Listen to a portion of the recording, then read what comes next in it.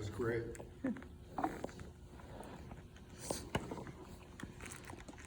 You know, none of us spoke, at least I didn't speak to Monica or Natasha or Susan about what we were all going to say about Margaret. And I noticed that there's a common theme from each one of us.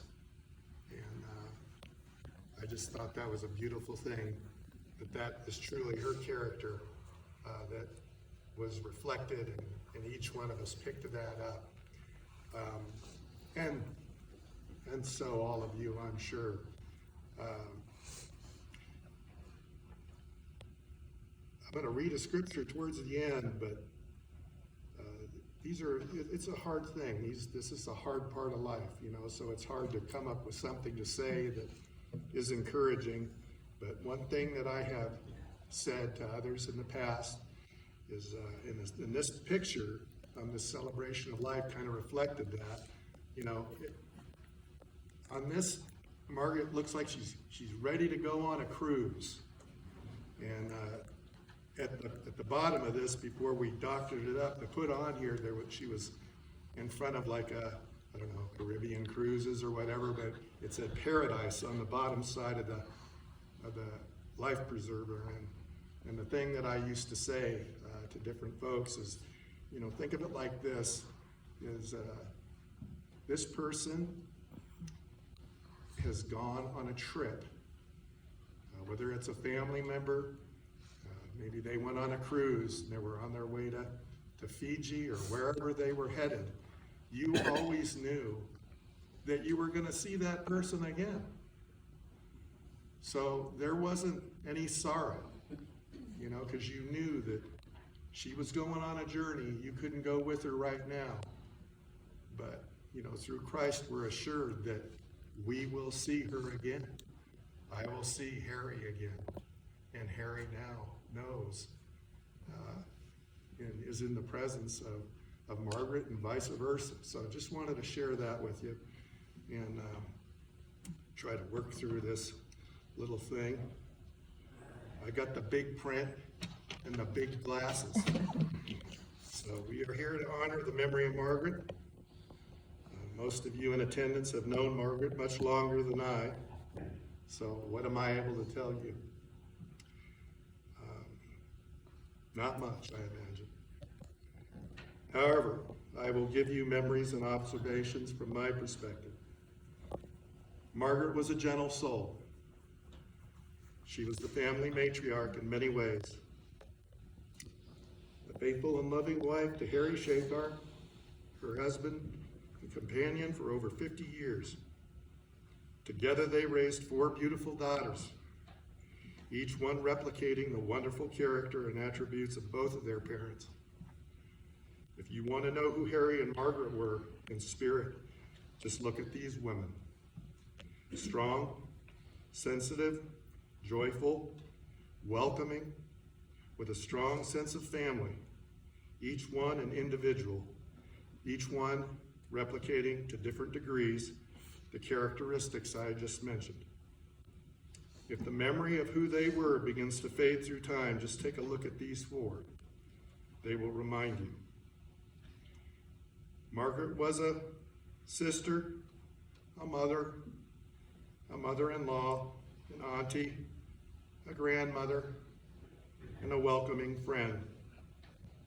Her house was your house, and she was quick to make you a part of the family, and I might add, and feed you. I always thought I must have looked emaciated because she was always trying to feed me. But that was just her way, and I enjoyed her cooking. At least that's how she made me feel, welcome. I only knew her from a distance, but was able to become much better acquainted with her when she moved in with Susan and myself in October of 2016. I am grateful for this experience. We were the right people for her at that time in her life, and she was the right person for us. As it was stated earlier, Margaret loved music, Indian movies, and watching people dance and enjoy themselves. When she moved in with us, ZTV was a must. And I enjoyed watching the Indian movies, variety shows, and soaps with her as she gave me the lowdown on the different characters and Bollywood stars. She had a hearty laugh and giggle that was unpretentious. When she laughed, it was from the heart. I lived for that laugh.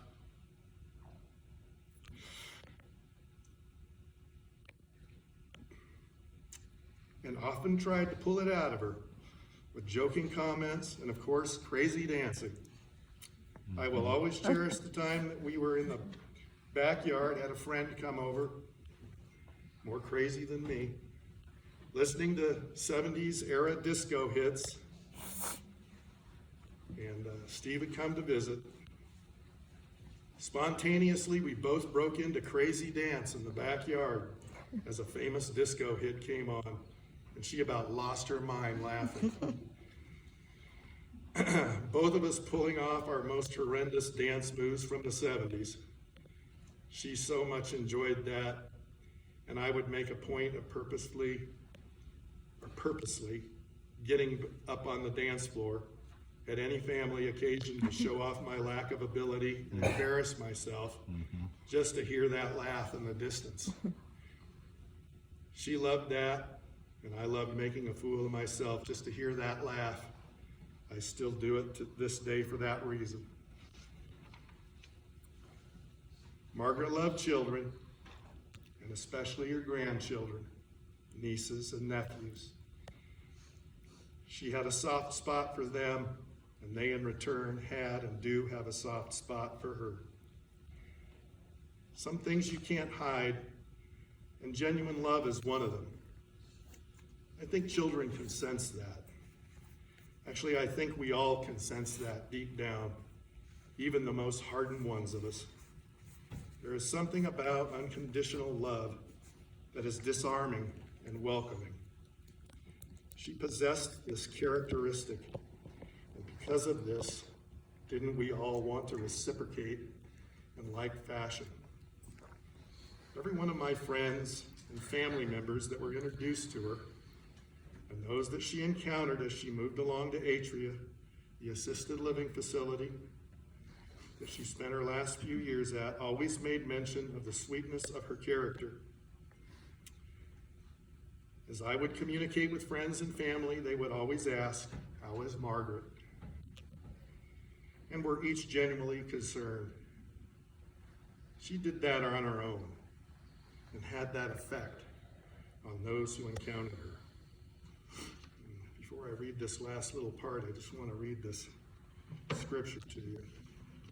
It's in 1 Corinthians chapter 13, verse 12. And it said, "For now we see only a reflection as in a mirror. Then we shall see face to face. Now I know in part, then I shall know fully, even as I am fully known." Margaret loved the Lord, and I know the Lord loves Margaret. And now she knows that love as she is in his presence, and all things have been made known to her. All her fears, doubts, and anxieties have been swallowed up by his caring hand and loving kindness. As I said to Susan upon her passing, now she knows.